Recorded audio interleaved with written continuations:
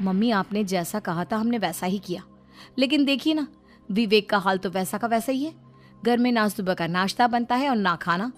नौकरी पर जाने की बात करूं तो खाने को दौड़ते हैं मुझे। हाँ मम्मी, मैंने भी सुमित को कितनी बार कहा कि अगर नौकरी नहीं करनी तो कोई छोटी सी दुकान ही खोल लो, घर का खर्चा कैसे चलेगा। देखो दोपहर के 12 बजने आए और जनाब अभी तक सो रहे हैं। हाँ मम्मी, ईशा और सुहाना ठीक कहती हैं। अविनाश का भी यही हाल है। जब मैंने अपनी प्रेगनेंसी के बारे में कहा तो मुझसे कहने लगा, अरे दूसरी लड़कियां तो 9-9 महीने तक नौकरी करती है, बस डिलीवरी के टाइम छुट्टी लेती है। मोहिनी तुम भी नौकरी करो। अब मुझे कहाँ नौकरी मिलेगी। मम्मी बताओ अब मैं क्या करूँ। हे भगवान, क्या सोचकर घर जमाई दामाद लाई थी मैं कि मेरी बेटियां मेरे पास रहेंगी और खुश रहेंगी, लेकिन इन आलसी दामादों ने तो हमारी जिंदगी को भी प्रॉब्लम में डाल दिया है। मैं तो कहती हूँ मम्मी, हम लोग वापस अपनी जॉब पर जाना शुरू कर देते हैं। बता देते हैं इन लोगों को कि हमने प्रेगनेंसी का बहाना किया है। नहीं नहीं बेटा, ऐसी गलती भी मत करना। अगर तुमने ऐसा किया तो इन तीनों की आदत और ख़राब हो जाएगी।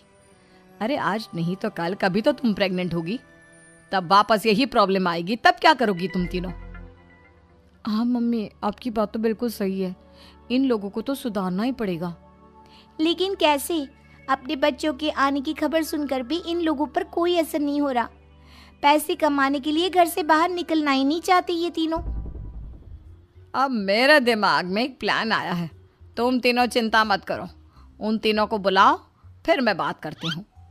थोड़ी देर बाद कावेरी जी अपने तीनों दामादों को सामने बुलाकर अपनी बात कहना शुरू करती हैं। अविनाश, सुमित और विवेक, देखो बेटा, मैं ना तुम तीनों से बड़ा प्यार करती हूँ, इसीलिए तो तुम्हें घर जमाई बना कर रखा है मैंने। अरे मम्मी जी, सीधे सीधे कहिए ना, क्या बात है। प्यार तो हम भी आपको बहुत करते हैं। अरे मम्मी जी, आपकी इज्जत भी बहुत करते हैं। अरे भाई, आपके जैसी सास और कमाने वाली बीवी सबको मिलती है क्या? हाँ मम्मी, विवेक और सुमित ठीक कह रहे हैं। आपकी बेटी से शादी करके मेरी तो ज़िंदगी ही अच्छी हो गई है।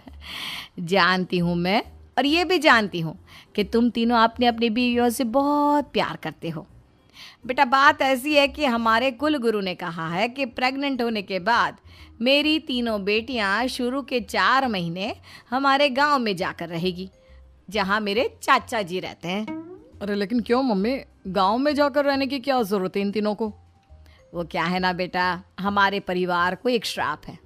अगर मेरी बेटियों ने यहाँ पर बच्चा पैदा करने की कोशिश की तो उनके बच्चों को कुछ भी हो सकता है। इसलिए अब से लेकर